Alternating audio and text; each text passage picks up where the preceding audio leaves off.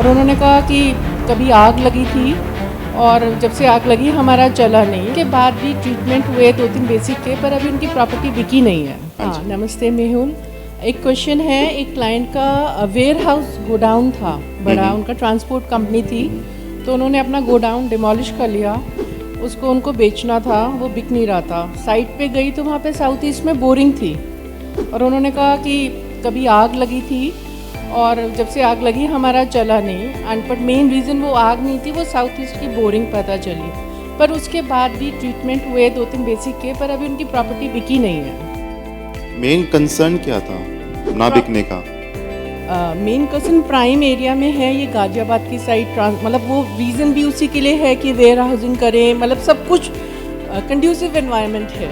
नहीं, जैसे आपका वेयर हाउस है, मैं आपके पास आता हूँ कि आप बोलते हो कि मेरा वेयर हाउस नहीं बिक रहा और इसमें वेयर हाउस को डिमोलिश करके प्लेन ग्राउंड कर दिया कि किसी को कोई भी यूज़ करना हो लैंड बेच। बिल्कुल ठीक है, पर वो बिक क्यों नहीं रहा? कस्टमर नहीं आ रहे, कस्टमर आ रहे हैं, कस्टमर आता है तो ये हुआ कि डील क्लोज नहीं हो रही थी, तो ये एक सिम्टम मिला। पर उसके बाद तो बैरन लैंड है। डन डील क्लोज नहीं हो रही थी, ये एक सिम्टम मिला। डील क्लोज होना मतलब साउथ ईस्ट, और आपने कहा कि साउथ ईस्ट में वहाँ पे बोरिंग है, वो भी सिम्टम मतलब आपने ट्रीट करवाया ओनली, उसको उखड़वा के निकलवा दो और उसको फिल करवा दो, वो पूरा कुछ जैसे करवा दिया। हाँ जी। उसके बाद उनकी ये 45-60 डेज के बाद उनकी AMRC करिए। AMRC में जैसा आपने सीखा है उसके आधार पर हमें उसका क्या करना है, प्रॉपर्टी सेल करवानी है, उससे उसको बेनिफिट लेना है और उसको पैसे आएंगे उस चीज़ से, राइट? या उसको इन्वेस्टमेंट पर्पस के लिए उसको करना है? नहीं, बेचना है। तो उसका हम 4, 11 और 2 एक्टिव कर देंगे AMRC के आधार पर, तो उसकी प्रॉपर्टी सेल ऑफ में लग जाएगी। Thank you. जैसे 2 घर हैं क्लाइंट के, एक में रह रहा है और एक रेंटल पर्पस से है। रेंटल पर्पस वाला उसको सेल करना है, तो जो 4, 11 और 2 है, ये जिस घर में रह रहे हैं वहाँ पे एक्टिव करें या जहाँ पे रेंटल पर्पस से वो उसको सेल, वो रेंट पे चढ़ाना है?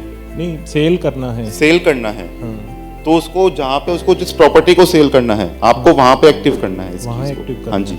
और उनके घर में बेसिक बैलेंसिंग करवा के विलेज सीन जो हम नॉर्मली यूज करते हैं सेल ऑफ प्रॉपर्टी के लिए, महावास्तु की रेमेडी, उसको आप यूज कर सकते हैं। रेंट के लिए नॉर्मली हम 6th हाउस को साथ में रखते हैं, और सेल ऑफ प्रॉपर्टी में भी अगर बाय चांस की बात नहीं बिक रही 4, 11 और 2nd को एक्टिव करके, तो भी हम 6th हाउस को एक्टिव करते हैं, क्योंकि वो क्लाइंट का खर्चा हो जाता है। जिस मैम ने भी बोला था कि लैंड है, लैंड को बिकवाना है, तो मैम लैंड में कैसे फिर हम 4, 11 और 2 को एक्टिव करेंगे? मेटल्स डालकर?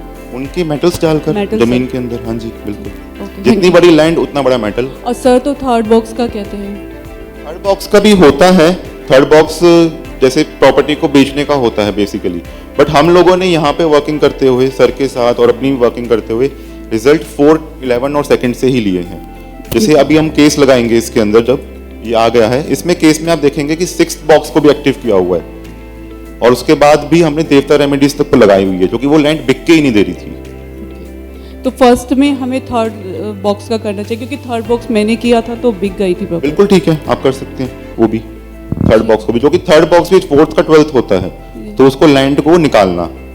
अगर बिल्डर के केस में होता है तो हम थर्ड बॉक्स अवॉइड करते हैं, क्योंकि बिल्डर का प्रोफेशन ही वही है बेसिकली, है ना? तो वो इसको बेचेगा, इन्वेस्ट करेगा, बेचेगा, इन्वेस्ट करेगा, बेचेगा, इन्वेस्ट करेगा उस चीज के लिए।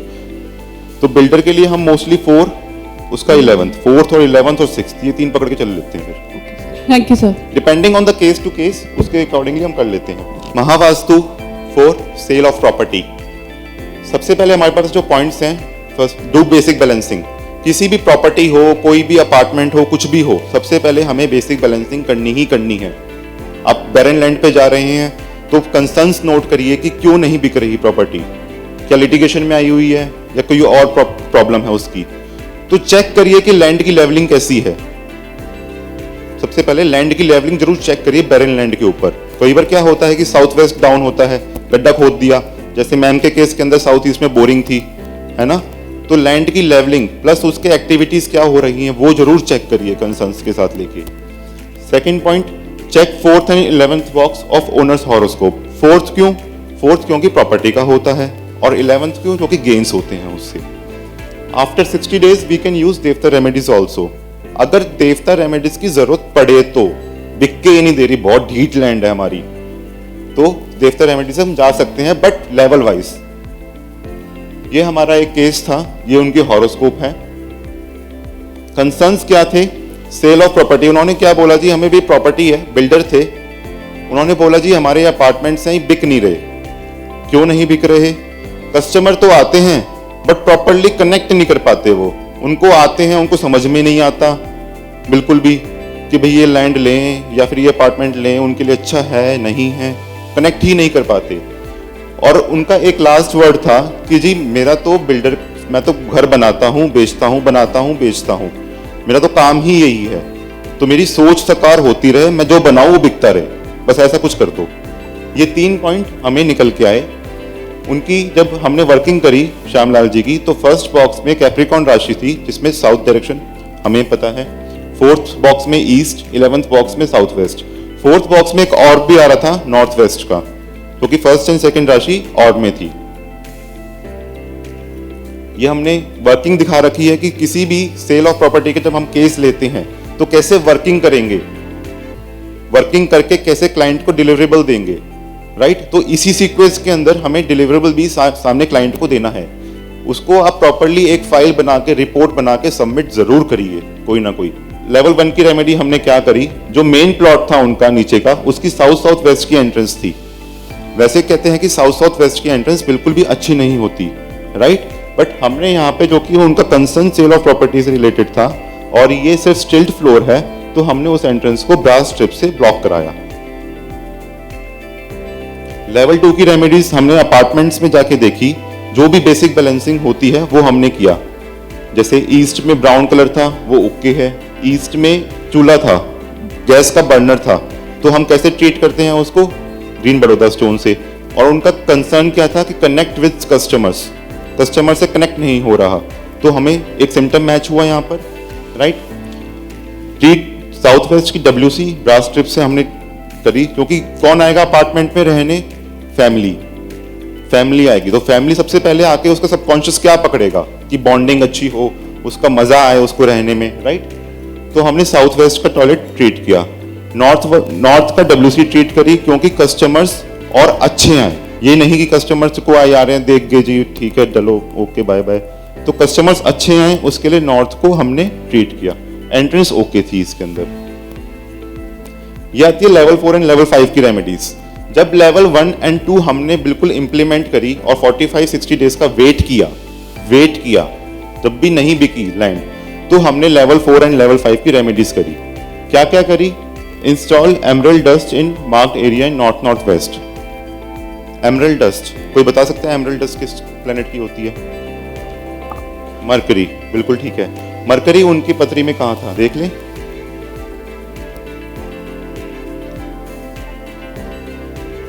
MDAD मरकरी की थी। और नॉर्थ वेस्ट क्यों? देखिए, दिख रहा है आपको? 6th हाउस, बिल्कुल ठीक है। 6th हाउस क्यों, किसने बोला?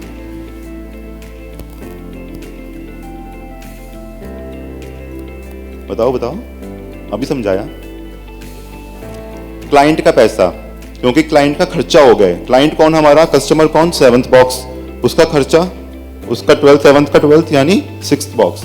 तो हमने 6th बॉक्स के अंदर मरकरी को एक्टिव करवाया।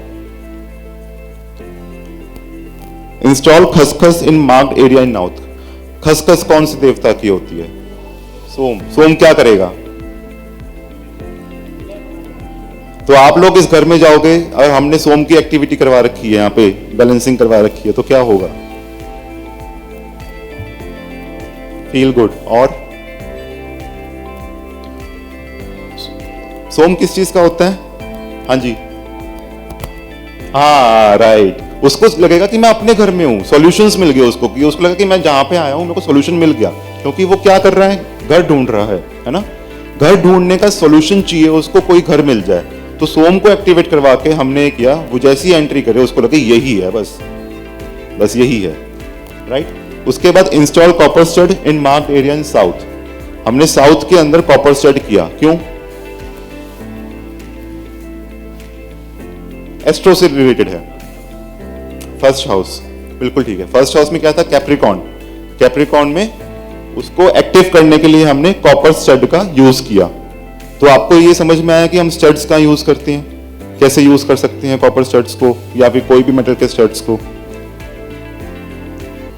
क्योंकि कैप्रिकॉर्न था और साउथ में S4 में ऐसा कुछ नहीं है कि S4 में ही क्यों किया, आप साउथ में S3 में भी कर सकते थे। वो तो जहां पे वो डॉट लगा दी, चलो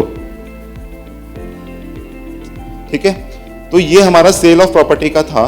सेल ऑफ प्रॉपर्टी में वापस मैं आपको यही चीज बोलूंगा कि सबसे पहले बेसिक बैलेंसिंग जरूर करिए और 60 डेज का वेट जरूर करिए। पहला पॉइंट, कोई भी ऐसा केस मत लीजिए कि जिसमें सामने वाले को अगर हम बेचें उस प्रॉपर्टी को तो उसका नुकसान हो, ऐसा केस बिल्कुल भी मत लीजिए। अगर आपका साफ केस है फिर भी प्रॉपर्टी नहीं बिक रही, जैसे मैम का वेयर हाउस का केस था, क्योंकि बिल्कुल बैरन लैंड है, कोई भी स्ट्रक्चर खड़ा करके कुछ भी बना सकता है उसके ऊपर, तो उसकी सबसे पहले बेसिक बैलेंसिंग करिए। बेसिक बैलेंसिंग जैसे हम अपार्टमेंट्स में करते हैं, और मैंने आपको बताया कि बैरन लैंड है तो उसके अंदर लैंड की लेवलिंग जरूर चेक करिए कि लैंड की लेवलिंग क्या है। बेसिक बैलेंसिंग करने के बाद AMRC में जो आप लोगों ने सीखा है उसके हिसाब से उसकी रेमेडीज करिए। कैसे? 4th और 11th को खासकर पकड़ के चलिए कि वहां पे कोई लोचा तो नहीं है। उसके बाद भी नहीं बिक रही, इतनी ढीठ लैंड है, तो देवतास पे जाइए। अदरवाइज देवतास तक जाने का कोई इतना कभी पड़ता नहीं है। बट देवतास पे हमने ये केस क्यों लिया? क्योंकि ये केस में बहुत टाइम लगा हमें बिकवाने में प्रॉपर्टी को, तो देवतास को लगने के बाद ही ये प्रॉपर्टी बिकने में आई उसके बाद। और देवतास लगने के बाद आई थिंक 15 डेज, शिल्पा बता सकती है क्योंकि शिल्पा ने केस किया हुआ है। कितनी डेज में बिकी थी ये? 17 डेज में बिक गई थी ये देवतास के लगाते ही, राइट। तो अब क्वेश्चंस लेते हैं इसमें। नहीं, देवतास का सिलेक्शन एस्ट्रो बेस्ड नहीं होता, कंसर्न बेस्ड या फिर आपकी सेंसिंग बेस्ड। देवतास का नहीं लिया वो हमने AMRC में फर्स्ट बॉक्स को एक्टिव करने के लिए लिया, उसका कॉपर स्टड। यहाँ से कोई एक प्रो वाइज चलते हैं। हाँ जी सर, स्टर्ट्स का बता दीजिए कैसे, कहाँ पर, क्योंकि कल भी मैम ने कहा था कि आज डिस्कस करेंगे। क्या चीज? स्टर्ट्स, वो पोलरिस कुछ ऐसा वर्ड्स बोल रहे थे। देखो 3 टाइप की रेमेडीज होती है हमारी एडवांस, ये वैसे ही इसका पार्ट नहीं था, मैं आपको एक क्रिस्प में समझा देता हूँ। इसमें 3 पार्ट होते हैं। एक तो डिव्स होते हैं, देवता के डिव्स, एक होते हैं स्टड्स, मेटल स्टड्स, और एक होते हैं हमारे स्प्रिंग्स, राइट। स्प्रिंग्स कब यूज होते हैं? सबसे पहले हम स्प्रिंग्स को पकड़ते हैं। स्प्रिंग्स जब यूज होते हैं जब पोलैरिटी चेंज करनी हो। पोलैरिटी आपको ये एडवांस सेशंस के अंदर आपको इंट्यूटिवली स्कैन करने को मिलती है, पोलैरिटी चेंज करना। अदरवाइज अगर आप प्रैक्टिकली थियोरेटिकली देखेंगे, उसको लॉजिकली बनाएंगे, तो एक देवता का GIF होता है फिक्स्ड, राइट। उसमें अगर वो फंक्शन उल्टा हो रहा हो तो इसका मतलब उसकी पोलैरिटी चेंज है। बहुत सिंपल सा है। मैं भी पहले लॉजिकली चलता था हमेशा, तो उसमें ये पकड़ता था कि आर्यमा का फंक्शन क्या है? कनेक्ट करना। अगर वो कनेक्ट ही किसी ऐसे बंदों से कर रहा है, मतलब आपका ईस्ट बिल्कुल बैलेंस है, फिर भी आपका कनेक्शंस कुछ अच्छे बंदों से नहीं हो रहा, जो आप नहीं चाहते कि यहाँ पे इन बंदों से मेरा कनेक्शन हो, इसका मतलब आर्यमा की पोलैरिटी उल्टी हुई है। तो उस हिसाब से हम पोलैरिटी को लगाते हैं। बट इसका बेसिक हमारा एडवांस सेशन में चलता है, एडवांस कोर्स के अंदर, कि आपको सेंस करके कैसे पोलैरिटी देखनी है देवता की। स्प्रिंग्स क्लियर हो गए। इसके बाद स्टड्स कब लगते हैं? स्टड्स कब लगते हैं? जब देवता की हमें स्ट्रेंथ बढ़ानी हो या घटानी हो। जैसे आर्यमा एग्जांपल है। आर्यमा का एलिमेंट क्या है? एलिमेंट पंच तत्वों में से एलिमेंट अर्थ येलो कलर है आर्यमा के ऊपर, तो अर्थ एलिमेंट हो गया। तो अगर हमें आर्यमा को घटाना है, उसकी स्ट्रेंथ कम करनी है, तो हम उसका क्या यूज करेंगे? चाइल्ड एलिमेंट के स्टड्स यूज करेंगे। और उसको अगर बढ़ाना है तो क्या यूज करेंगे? Parent element. पर पेरेंट एलिमेंट क्या हो गया? कॉपर। तो कॉपर हम हर जगह यूज नहीं करते, तो ब्रास से उसको कर देंगे, राइट। Studs clear. और स्टड्स का सेकंड यूज आपने देखा कि AMRC में भी हम मेटल्स लगाने के लिए स्टड्स को यूज करते हैं। डन। तीसरा आता है देवता की डिव्स। वो कब यूज होती हैं? जब देवता मिसिंग हो घर में से, या फिर फंक्शन ही ना हो, उसका फंक्शन ही नहीं कर रहा। अब वो देवता मिसिंग कैसे है? वो आपको एक्सपीरियंस है कि आप प्रैक्टिकली पकड़ रहे हो, लॉजिकली पकड़ रहे हो उसको, तो आपको कंसर्न बेस के ऊपर आपको पता लग जाएगा कि यार ये देवता मिसिंग है इसके अंदर, क्योंकि मैंने सब कुछ कर लिया, कनेक्शन वर्नेशन सब हो लिया, बट कनेक्ट ही नहीं होकर दे रहा ये बंदा किसी से। तो इसका मतलब वो देवता मिसिंग है। इसमें हम डिट्स को यूज करते हैं उसको एनेबल करने के लिए। अब ये आपको सिर्फ जो हमारे राउंड शेप है वो ज़्यादा अवेलेबल होती है, हम लोग वही यूज़ करते हैं मोस्टली।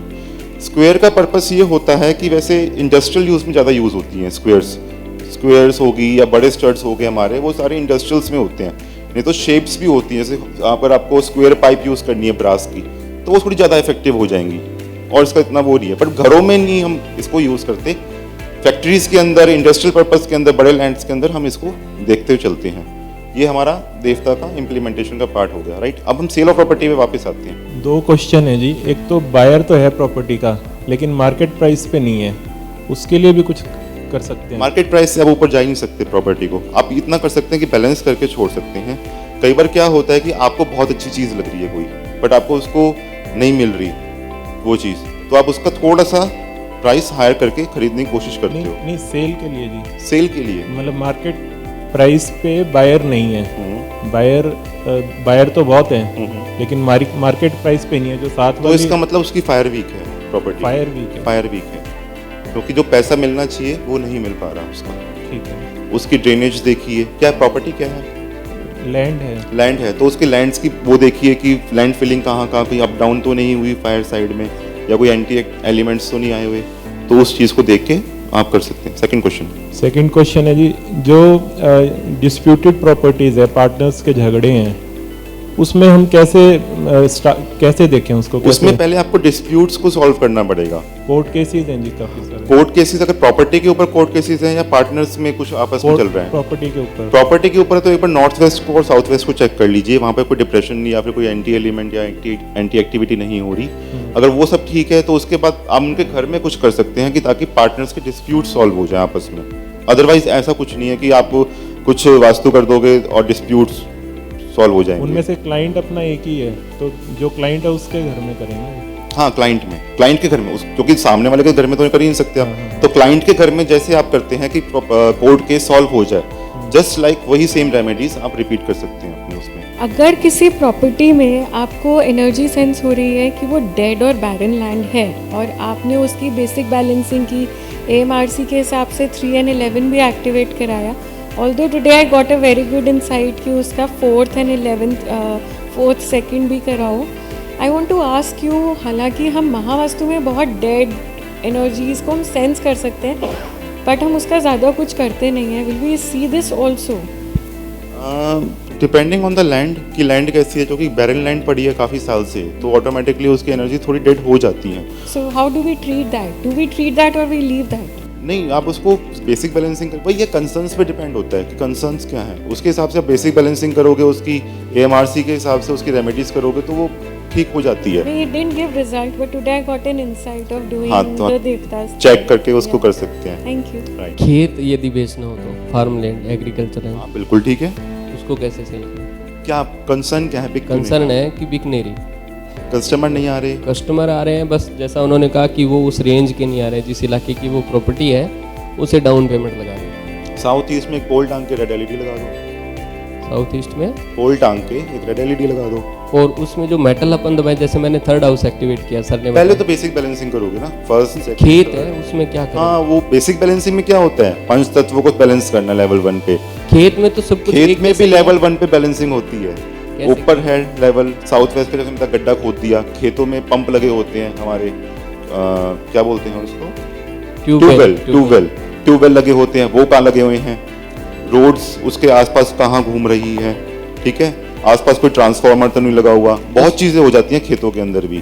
उसमें मेटल लगाएंगे तो उसका क्या मतलब प्रोपोर्शन रखेंगे? मतलब कितनी बड़ी, जैसे 10 बीघा खेत है, 10 बीघा, 10 बीघा कितना होता है एकड़ों में बताइए थोड़ा सा? 6 एकड़। 6 एकड़ के आसपास, तो मेटल की रॉड्स यूज कर सकते हैं आप।